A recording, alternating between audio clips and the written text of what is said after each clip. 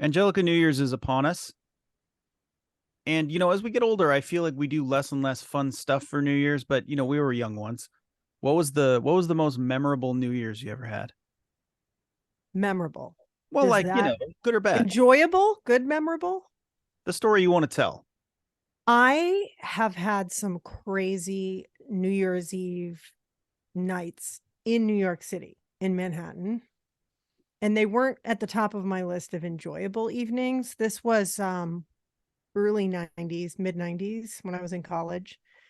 And it was pre, I guess, commercial New Year's Eve stuff. Now you have to get through security and everyone's holding the same banner sponsored by a bank and those little slappy balloons and all the glasses that match. This was when you would go into Times Square and people would be throwing beer bottles and vomiting and pissing on the subway. And we would take the train in from Long Island. I was dating a guy who lived on Long Island, and he had friends who would get a hotel room in Times Square, and it would be like 200 people packed into a hotel suite, and the whole tub is full of bad alcohol. And then you try and go down to watch the ball drop, but it was just chaos. And while I appreciate that I've had that experience in the moment, I just wanted to leave. In fact, I think the last time we went, we got back on the train to Long Island at 11 p.m. because we couldn't take it anymore. Wow. It was too crazy. What about you? Well, I mean, that puts my little stories to shame here. I mean, so the year 2000, Y2K, Right. my wife and I, she wasn't my wife yet, but we were dating. We got a hotel room downtown, which was kind of a big deal for us because we were super duper broke. So we got a nice hotel at the Paramount, I believe. That's the one right by the Fox Tower. Yeah. Yeah, we stayed there. Um, we went out. We were at the Virginia Cafe, the old location, and we popped out right after midnight. And we just saw this row of riot police in lockstep about 6 feet to our left, marching up the street, just basically pushing everybody up and out because there was some sort of riot downtown. And then we were reasonably drunk and had a fun little skedaddle back to the hotel, which was only a few blocks away. That was a pretty fun New Year's. One of the other better New Year's, we went to Cannon Beach because we thought it'd be fun to be at the beach for New Year's, just do something different. And we got there and we discovered that only one bar in the entire town stayed open till midnight even. So Wow. everybody descended on the driftwood at like 10:45. And we had just gotten there and gotten a seat at the bar, but then after that it was just like a million people, and there's nothing super memorable about it other than this guy kept like trying to strike up conversations and we were polite and kept putting him off, and finally just came out with it that he wanted us to buy him a beer because he was broke. All right, man, will you stop talking to us That then? sounds like a fun night. It was fun, yeah. And then the next day was the Ducks were in the Rose Bowl, Oh, and fun. we were super hungover, and like you can't get food delivered. And so I'm like, okay, we'll go get food. We got to get out of here. We'll go down to there's Bill's down there in Cannon Yep. Beach, and we're like, well, they'll have a TV. It's a bar, and we get there, and it's like a 14-inch black and white above the bar or something. And we're like, oh my god, what's more important, watching this game or not dying from a hangover? So those are the. I mean, I've had Yeah. lots of good New Year's, but those are two that always stick out. I love that. We just don't go out anymore because we spent, 10 years not being able to get a babysitter. Hmm. And now our kids are old enough where we could leave them home alone, but we kind of feel bad leaving them alone on New Year's Eve, and also kind of just old and tired all the time. And so, the best New Year's Eves that I've had have been like house parties with my friends. There was one in Boston. I don't even remember what year it was, but I had to fly home to North Carolina the next morning, and I have never been so hungover in my life. I was at Logan Airport and I could smell the clam chowder from Legal Seafood, and I was just dying in the TSA line trying to get in there, but it was totally worth it. The night before was fun, and I cannot tell you why. I think it was just my best friends were there and we just had a great time, and we weren't sitting in some VIP section at a club or doing anything really fancy. It was just a good night. Yeah, and I think that gets us to our movie today, 200 Cigarettes, which we'll get into in a minute, but it's about gallivanting all over New York City, trying to have some fun on New Year's, and realizing that the most fun you can have on New Year's is just being with your friends. So I'm kind of excited to talk about that. And I don't know, I kind of regret picking this one as we discussed before the record, because this one's kind of hard to find and it's pretty obscure, but I think we'll have some fun with it. And we can talk about some other New Year's movies too. What are you going to do this year for New Year's? Nothing. We haven't even thought about it yet. I think we're just gonna stay home and have a couple martinis. And I was thinking of maybe picking up some Dungeness crab, and we'll probably watch the ball drop like 3 hours early with the kids and go to bed. What are you guys gonna do? We're going to a house party, but not, doesn't say it sounds fun, but it's a house party for like parents of 5-year-olds. So Okay, so we're you gonna guys count it will be down to doing that 8, too. and then we're going home, watch a Yeah. movie, go to bed. You can't even do the 9 o'clock pretend it's New Year's thing with your kid yet. He's still too little. Yeah, You got to he's put him to 5. bed earlier than that. Yeah. Yeah, 9 o'clock's too late, so we'll do it at 8 and call it good. And getting Yeah, old. that sounds good, actually. That sounds good to me. 9 o'clock bedtime. Welcome to Film Swap, the podcast where we talk about movies that have slipped into the cracks or that we have shoved into the cracks for some reason on purpose. My name is Nick Voll. And I'm Angelica Thornton, and this week we are talking about 200 cigarettes. I hate parties. I hate going to them, and I hate giving them. This one's gonna be the worst. I can feel it. Woo! Every year it's the same desperate scrambling around to go to some stupid party, pretend to be happy, when really your girlfriend just left you and you have no career. Are you gonna be like this all night? See how fun this is? This is so fun. Woo! 200 Cigarettes, a star-studded affair from 1999. It is somewhat obscure. It was definitely somewhat of a box office flop. And as it turns out, I didn't realize it's a critical flop, but I like it. I think it's kind of a fun movie. It's got a huge list of stars, including Ben and Casey Affleck, Dave Chappelle, Guillermo Diaz, Angela Featherstone. I don't know why they list some of these people above the heavier hitters below, but Janine Garofalo, Gabby Hoffman, Kate Hudson, Courtney Love, Jay Moore, Nicole Ari Parker, Martha Plimpton, Christina Ricci, and Paul Rudd, with a cameo by Elvis Costello. It follows a disparate group of friends as they all make their way to a party for New Year's Eve in 1981. Monica, played by Martha Plimpton, is hosting a big party, and she's desperately afraid no one's going to show up. I think we've all been there. I really relate to that element of this movie. The other groups of friends are all gathered around, and they eventually make their way into the party, and we can go over their little plot lines here in just a moment. And at the end of the night, they have a wonderful New Year's Eve. Angelica, I guess the answer to this question is obvious. Why had you not seen this film before? Well, I'm glad you said that it was pretty obscure, because I thought, wait, I haven't even heard of it. I don't remember hearing about it even back in 1999. There's this period of time in my life where I hardly watched any movies or TV shows because I worked like 13 hours a day. And I worked at night. You know how it is in news. You get home at midnight. You're just not watching a lot of TV. My time was committed to going to bars until last call, then sleeping till noon the next day, and then going to work. So no TV in my life or movies. I don't remember ever hearing about this afterwards. And obviously it's not streaming anywhere. I've never seen it on TV. So I had to watch it. How did you have it? Did you buy it? I definitely didn't illegally download it, if that's what you're Okay. asking me. No. Okay. That's what I thought. I thought you might have ordered the CD and somehow No, I definitely emailed me. didn't illegally download it. Um, I had never seen it in the theater or anything. I remember when it came out, and we were looking for a New Year's movie a couple of years ago, and I managed to acquire it through completely legal means, and we enjoyed it. The cast is absolutely incredible, and a lot of these people are just at the beginning of their fame or even pre-fame. So I don't understand how you could get a cast like this again. And then I believe the reason it's so unavailable is because it's peppered with music from that era that I'm willing to bet they didn't have licensing rights for home media. And I think that's why it's so hard to find, or for streaming. yeah, that's what I read. I was wondering why. Was it even in theaters? It was. It did had make to its be. money back. I'm looking at it now. It did make its money back. But $6 million budget, $6 million, $7 million box office. It was definitely like the kind of movie, if you lived in Portland, you would have seen it like Cinema 21 or Coin Tower, or one of the indie type theaters.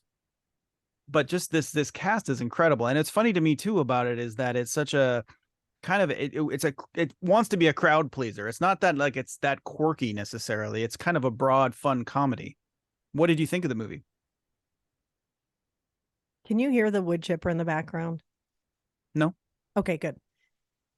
I found it to be okay. So when I looked at the cast, I thought this is going to be awesome, Mm-hmm. especially 1999 with all these, up and coming stars, A-listers. But I found it to be a little boring. And I must confess, the first time I started watching it, I fell asleep. And then I took a nap and then I rewatched it. And I feel like nothing really happens. I love the cast and I don't think the acting is horrible, but I don't really feel like I got a lot out of it. Okay, that's fair. This is good. This is the first one we've done where I've suggested something to you that you didn't really like. Yeah, Outside of House I of Gucci, think which I these are all expected. really likable actors, which might be contributing to my disappointment. Mm-hmm. Um, Ben Affleck, Casey Affleck. I mean, it's great to see them so young too. I love Martha Plimpton. I really loved Courtney Love. She was the best part of the whole movie. The best part of the whole movie, and it made me think, gosh, why didn't she do more acting? Why doesn't she do more acting? She's so great in it. She looks good. She sounds good. Her acting is so genuine. Mm-hmm. I mean, we all know she's a good actress. She was in the Larry Flint movie, and she Yeah, The was People great. versus Larry The Flint. She People was versus really, Larry. really good in the Andy Kaufman biopic, Man on the Moon. Yeah. And then there were some other randos in it that I'm like, where, like, I could not figure out, I couldn't figure out who Angela Featherstone was. And then I placed her. She was Adam Sandler's ex in The Wedding Singer. That's Yeah. exactly how I know her. Yeah, she's been in a lot of things in those types of roles. Yeah, I just found that I don't know, I was a little bit bored. I found the script to be, I don't know. I mean, it was not really telling me anything, or it wasn't saying anything that hasn't been said before. And so I wish that the individual stories, I don't know, were a little more interesting. I did want to see more of Kevin and Lucy, which is Courtney Love and Paul Rudd's character. I felt like that was the best little storyline in the film, and I wanted more of that. And I felt like I connected to those characters, but I didn't really connect to anyone else. I mean, like Ben Affleck was practically a cameo in this.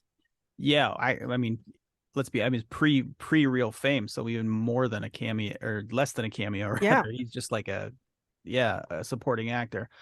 I agree that this is not some perfect great movie. It does, though, for me, something that I really like. And one of my favorite things in movies is I love movies that are all set on one night and it shows you how the whole night unfolds. And I like how it brings all the characters sort of in and out of each other's spheres and eventually they all come together at the end. Now, how they get there isn't always the best, but I like that plot style. So I think that's one of the reasons I like it. And I think there's a lot of truth in not necessarily what they're trying to say, but how it all comes together, especially when you're young and you're sort of rambling around. The night is young, you have time to fill. Just this sense that anything could happen. And I really enjoyed that. I didn't like what happened in a lot of the cases as he talked about. I loved the Paul Rudd and Courtney Love plot line. I think they're really fun together and interesting. I really hated the Kate Hudson plot line. What was the deal with that? Where she is just a fumbling idiot and Jay Moore is just trying to placate her. They hooked up and he's trying to sort of be nice, but only to a point. Yeah, what were they trying to do with Kate Hudson's character, Cindy? I don't get it. Is she lacking depth perception? Does she have vertigo? I mean, they were trying to make her like goofy and it was so dumb. And why would you keep a jacket on that has dog shit on the back of it all night? Mm-hmm. I think that was an attempt at humor, but it was just weird. And I feel like Kate Hudson's capable of a lot more than playing the ditzy virgin or just not, loses her virginity and then just likes any guy and falls down a lot and drops things. It was stupid. Yeah, I agree. And that's the one thread that I really wish we didn't see or was much different. I like the attempt at bringing them all together with Dave Chappelle as the kind of the wild cab driver. I thought I loved seeing him. That was cool. That was the common thread, I guess, and the party, obviously. I thought Dave Chappelle was entertaining. But again, I wanted to see a little bit more. Yeah. I think you can't see too much more. I think his job was really to just tie them together and also make you laugh every 10 minutes. So I think as I was watching this, I kept saying, okay, this is just, this is going to get better. I feel like it had the potential to be like a Singles or like a Reality Bites Mhm. in their angst and their stress as 20-something-year-olds, people hooking up, people, worried about their social status, this and that, but it never quite got there. And I think that was the writing. I don't think it was the acting. The script just wasn't good enough. I agree. To me, this movie is about a vibe rather than a high quality film, if that makes any sense. Yeah. I just feel like the stakes are so low that it doesn't matter if the plots are that great, because Yeah. ultimately it's just about a bunch of people trying to get to a party. So I guess I'm willing to look past some of that. I really liked Martha Plimpton's character and her, like, how many times I have done this so many times. I throw a party and I just have this freak out that nobody's going to come. Yeah. And, you've got all this food ready and you've done all these I was things. stressed out for her when I was looking around the apartment. I was thinking, you have 10 bottles of Veuve Clicquot on the counter. First of all, you should have bought cheaper champagne for New Year's Eve. For sure. I mean, Veuve Clicquot isn't the best champagne, but it's $60 a pop. I don't know. In 1981 money, it was probably still expensive back then. And then she's got the crab dip and all the food. And I'm like, you put a lot of work into this party and people better show up. But we've had parties like that where people show up late and you get stressed out. And then it's a ton of people at the end of the night. Oh, yeah. And you say to yourself, what the hell were we worried about? Yeah, exactly. But you don't know. That's like that. So to me, that's relatable. And I think that's sort of just like, again, thinking about the movie as a vibe rather than a work of art, if that makes Did sense. this give you 1981 vibes? Because I had a little bit of a problem with, I mean, you and I were so young in 81. I was 3. 7 years old. But I was thinking the set and the costumes reminded me more of like the inside of Urban Outfitters in the early 90s. Like even Martha Plimpton's apartment, I feel like that actually looked like Monica Geller's apartment in Friends. Like it was very like early to mid 90s, except for the bar scenes, the punk bar scenes. That was pretty good. That was like CBGB kind of vibe. Disco's out, punk's back in, alternative music's coming in. So I really liked all the bar scenes and like just like all of the extras and all of their costumes in those scenes. I thought that was really good. I've never been to New York and I was 3, so it's hard for me to say too much about that. You would be more the expert there. Well, I spent a lot of time in New York in my early to mid to late 20s. I guess all my 20s. I was, visiting New York City when I was in college. And then I had a best friend who lived in the East Village until I was probably, 32. So when I lived in Boston, I would visit at least once a month. So I know that neighborhood. In fact, the bar they were at, Ace Bar, was like a block away. So I've been to that bar a ton. So I really enjoyed the whole vibe of the East Village. And when the girls from Long Island are like walking around scared and I think it was like they don't want to go past Avenue A or whatever, that was totally spot on. Like when I would hang out in New York City back in the 2000s, early 2000s, late 90s, it was like, don't go past Houston or you're going to get mugged. But the East Village is awesome. There's so many dive bars. It's great if you're young and you're poor and you can't afford to eat or drink in most of the rest of Manhattan. And there are a ton of characters. So I think this movie did that very well. You were mentioning noise outside your house earlier. Can you hear the water running above me? No. I'm in the basement. Every time somebody flushes the toilet, I know about it. It's like the old lady on the stoop. I know what you're doing. Not pooping. Fantastic. We have a squatty potty and it's so loud when someone uses it. You can hear it. You can hear it dragging across the bathroom floor upstairs. I'm like, oh, someone's taking a crap. And then we guess who it is. Well, it's a small house, so there's not many. I mean, if one other person's in the room with you to guess, then that pretty much narrows it down. That's exactly. But, so, we don't need to belabor this movie too long because most of the people listening have never seen this movie and probably won't. So, would you recommend this movie if it came onto streaming? Would you recommend it to someone? Yes, I just think I would recommend it. I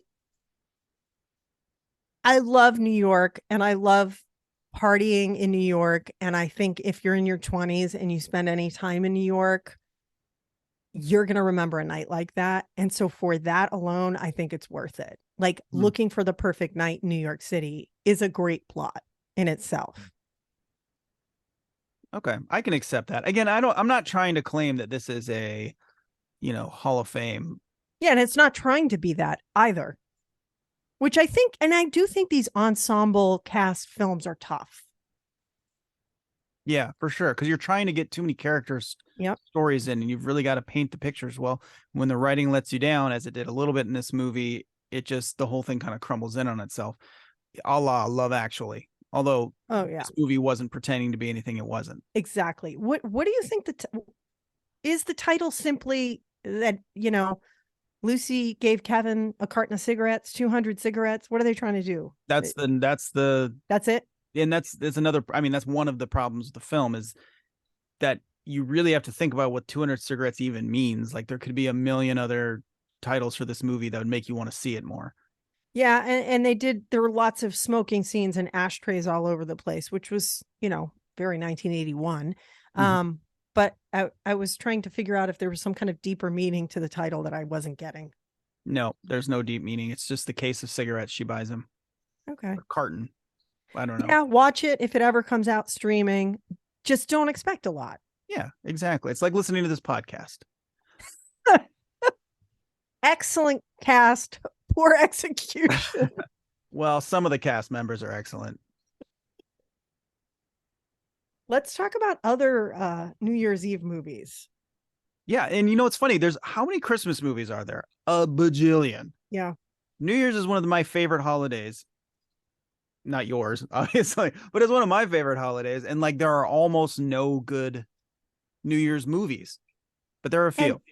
And there should be, because people have such high expectations of New Year's Eve, and so often they're so really disappointed. So you could use that whole, everyone is expecting this fantastic night and they're making these resolutions and they're looking back on a great year or a shitty year or whatever it is. So there's so much potential. And sometimes though, you do get that magical night too. The 1 in 5 that you're searching, every 5 years you're going to have one where you're like, yes, that was a great night. You know what I mean? So I agree. There could be like a bunch of great plots, and it would be in keeping with my love of single night movies. So, you Google what to watch on New Year's Eve movies. There's that awful New Year's Eve movie. The one I that haven't Gareth seen that Marshall one. did.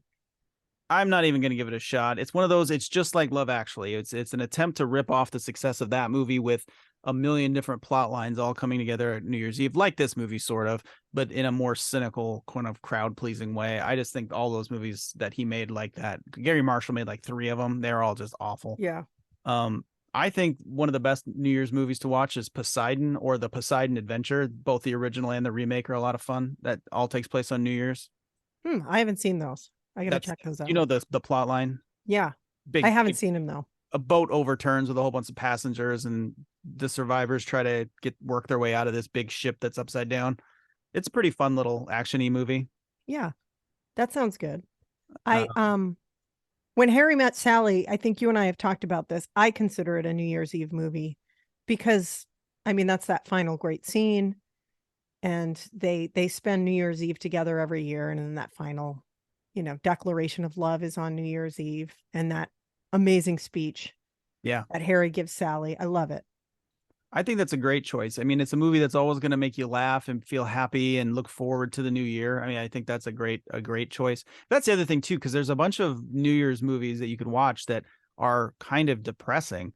Like at least according to the lists I see, and that kind of jog my memory here, like Fruitvale Station was set on New Year's Eve, and that's with Michael B. Jordan about a man who's murdered by the police. And then there's Phantom Thread, that guy's movie. It's just, anyway, there's a whole bunch of depressing movies is what I'm trying to say here. So I feel like you want a movie that's fun and is going to kind of like keep that sense of fun going. Yeah. And also, when Harry Met Sally is such a great, it's first of all, it's such a great film, and it's such a great New York film. If you're looking for that New York City kind of film, it's like, that and every Woody Allen film. Yeah. Woody Allen's up and down for me. Some of his movies I think are really good, and some of them he's a little bit too far up his own ass. So I don't really. He's really hit or miss to me. And then getting beyond, of course, the whole problematic Right. Woody Allen issue. But one other movie that's a good New Year's movie that I think is kind of depressing, but is good enough to make it worth it is Snowpiercer. Have you seen Snowpiercer? No. It's excellent, sort of dystopian sci-fi. It's basically like global warming has turned the planet into a ice cube effectively, and there's a train that is traveling the world, and it's full of the last survivors of humanity, and as long as the train keeps moving, they live. And it's about the people in the back of the train trying to get to the front of the train. It's a class struggle. I'm stressed out just thinking about that. It's a very like gripping, fun, yet it's really good. It's got Chris Evans and Tilda Swinton and a whole bunch of good people in it. It's very, very good, and I really recommend it. Even if you don't watch it on New Year's, it's a great movie to watch. Why do I feel like there was a scene in American Psycho on New Year's Eve? No, you're totally right. That's a great one. Oh yeah, there is. There absolutely is. And that's also one of the movies that I think of when you're like, oh, New York City. Mm-hmm. You know, it's a great movie about New York. I mean, yeah, it really is. I think it's an incredibly underrated movie, although I think in over time people have kind of caught up to it a little bit. I just think it wasn't quite what people expected when they in 1990 or 2001 or whenever it came out. Yeah. Because that Bret Easton Ellis novel was so controversial and it's so good. The film is so good. When he's dancing around to Genesis, Phil Collins, I'm just guffawing laughing. It's awesome. I mean, it's super disturbing. Mm-hmm. But I think that was what Mary Harron did so smartly, is because that novel is incredibly disturbing. And I think that novel has sort of a really nasty edge. And I think that she was able to turn those negative and nasty and awful themes of the movie on their head a little bit. And I don't know how you make it a fun movie, but she did. She made a book that is very dark and hard to read, very fun and like thought-provoking and interesting. And I'm not saying those themes don't exist in the novel. It's just a different experience.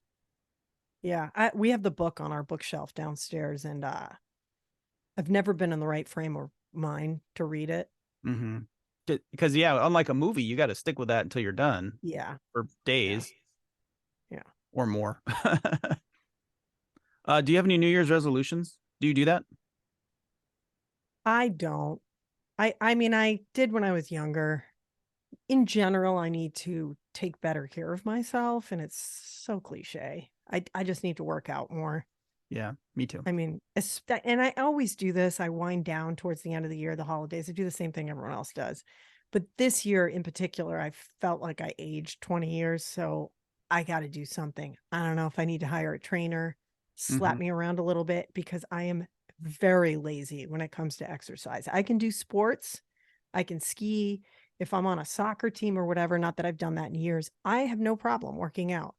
But if I'm just at the gym I hate running so much. I hate going to the gym. I just can't stick to an exercise plan. I don't know what my problem is. Yeah, I'm with you on the exercise thing. So I play basketball every Tuesday night. That is really good for me. And it's heavy duty, full court, 2 hours of basketball, but it kicks my ass. And every time I'm like, God, I got to do something another day this week. So this isn't going to destroy me as much. My body will be more ready for basketball, which I love to play. But it's just like, what am I going to do? Pre-pandemic, I had a membership to the community club or community center up in Vancouver near work. And that worked out good because I don't mind getting on the bike for a little bit, but I hate to run. I just hate I need to be engaged mentally while I exercise. Otherwise I just give up. And that's why sports work. So I don't know what the solution is for me. Yeah. I have a rower in the basement I bought during COVID. I used it like 3 times. Yeah. Bill uses it a ton. I have this other squat thing that I bought, and I don't get it because I'm very disciplined in all other parts of my life, work, parenting, cleaning my house. Like I don't get lazy with anything in my life unless it's actual exercise. And it's bizarre. And Bill's like, I don't understand, because you're like so type A and you're so like, go, go, go, go, go, go, go. But with self-care, I just kind of blow it off. Mhm. And the weird thing about that too is with exercise, the more you do, the better you feel. And so you Yeah. would feel better if you did more. I would feel better if I did Yeah. more. I just Yeah. don't. We got a bike at the beginning of COVID, an exercise bike, but for whatever reason, like I have a knee, doesn't usually bother me doing anything except that bike, and then Oh yeah, of course. and so that's been a whole thing. This is just a Walking is pathetic, bad highly podcast. underrated. I started walking a ton this summer and into the fall until the weather got really bad. And podcasts are amazing for that, Mhm. so I'd like walk like 4 miles or 5 miles or whatever. But yeah, I mean, we've been living in like the rain the past couple of weeks. Like I don't even want to walk out to my car. So maybe I should just walk. I have a couple of friends who are runners. One of them's a running coach at the University of Portland. And he finally said to me, stop trying to run, because I was having all like, shin splints and like plantar fasciitis and all this stuff. I was trying to run all the time. He's like, why are you trying to be a runner? Walking is great. It's good for your body. Just walk. Mhm. Don't put the extra pressure on yourself to run. And so I started walking. And I'm like, yeah, he's right. This is much more enjoyable. And if you walk fast enough, you're getting a great workout. Yeah, your heart's pumping. That's all that I counts. sound like a 90-year-old, right? No, but it's true. My doctor says that too. Like, just go for that extra walk. That's going to be the thing you need. Yeah. You don't have to kill yourself every time to get a good workout. Yeah, exactly. But well, shoot. So yeah, I don't have any New Year's resolutions. I actually don't believe in them. I just feel like you're setting yourself up to fail. Yeah. Just make incremental changes in your life and don't make it into a thing. When you make it into a thing, then it's a thing you can be disappointed by. Just do it or don't. Yeah. Then it snowballs into like regret, and it's just a Guilt. mess, and it's so dumb. Just keep trying to be better every week, every month, and you'll be fine. You'll be Yeah, fine. exactly. Yeah. Don't drink so much. That's Yeah, that one's hard. hard. Very hard. Say no to that second helping of spaghetti, Nick. I know. That sort of I thing. know. My goal, I got to lose weight this year. My doctor, I did my physical this fall, and it's not good. I know. I've gained a ton of weight over the past like 3 or 4 years, which makes the gym thing. Before I used to just justify it because I was thin and didn't have, I was like, well, I'm skinny. I'm great. I mean, I was skinny fat, right? Skinny and out of shape. And now I'm like packing on those middle-aged woman pounds. And I'm like, oh, they're right. The doctors would say this is going to catch up to you. You have to exercise. You have to keep your heart healthy. Blah, blah, blah. And it's happening. I'm closing in on 50 and I'm like, oh, no one can get away with this forever. Mhm. Well, I gotta start losing weight, and my heart is healthy for the most part because of all the basketball. But so Yeah, that's really good exercise. as far as Pat podcast, yourself on the back. Have yeah, yourself a beer. I'm going to in about 1 hour. Podcast resolutions. I do have some podcast resolutions for us. This is a relatively new endeavor for us. I think next year we should go. I'd like to do like Portland month, watch movies that are set in Portland. That's where we Oh, I live. like that. I've got an excellent one. It's kind of obscure, but it's really great. But well, I'll tell you more about it later. I was thinking we could do, you had that idea for the what is it? Before sunset? Before Sunrise, the trilogy. Okay. I think those are great, but I feel like we should talk about all 3. Okay. Yeah, and it's going to be a big one, but Do maybe like a long-term project on that one. yeah, exactly.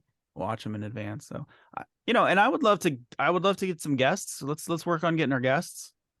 Yeah, that'd be good. We have a little bit of a list going, and so we need to like ring them up and get people on here. And if anyone has good guest recommendations, let us know. Gettable guests. That's the other thing. Yes, right. Who would give us the time of day? That would be great. Sure. I think we got some leads. Yeah, we do. We do. All right. So this is going to be a short episode, I think. Angelica, have you anything else to say about 200 cigarettes or anything else? No, I want to see more Courtney Love in my life now. I don't, but I'm glad she was in this movie. She did a good job. I don't think she's the same person she was in 1999, but I really enjoyed seeing her in this. Yeah, she was excellent in it. And what do you want to watch next week? Oh, what are you in the mood for? I'm wide open, baby. Let's do it. It's a new year. Comedy, drama. Dealer's choice. Let's do let's do something funny. I've brought this up before, but it didn't happen because we were doing like holiday themed stuff. Let's watch Along Came Polly. Sounds good to me. I'm a big fan of the rom-coms, as you know, so I'm sure this will be a lot of fun, and it's good to start off with something light. Yeah, it's good. There's one gross bathroom scene, which might be a problem for you, but you'll get through it. What? It's not the what? It's not the gross out stuff that bothers me. It's tension. It's Yeah, it is. It is full of cringe. tension. Shit happens, literally, figuratively. It's bad. Put it on the movie poster. It's bad. Angelica Thornton. Shit happens. Along Came Polly. Next week. Film Swap is produced and hosted by Angelica Thornton and Nick Voll. You can watch or listen on YouTube, Spotify, Anchor, Apple Podcasts, and Google Podcasts. Follow Angelica on Twitter at Angelica KATU and follow Nick at Nick Voll. Share your thoughts on the films we discussed there, and we might just read them on the show. Music by John Michael Farley and Nick Voll.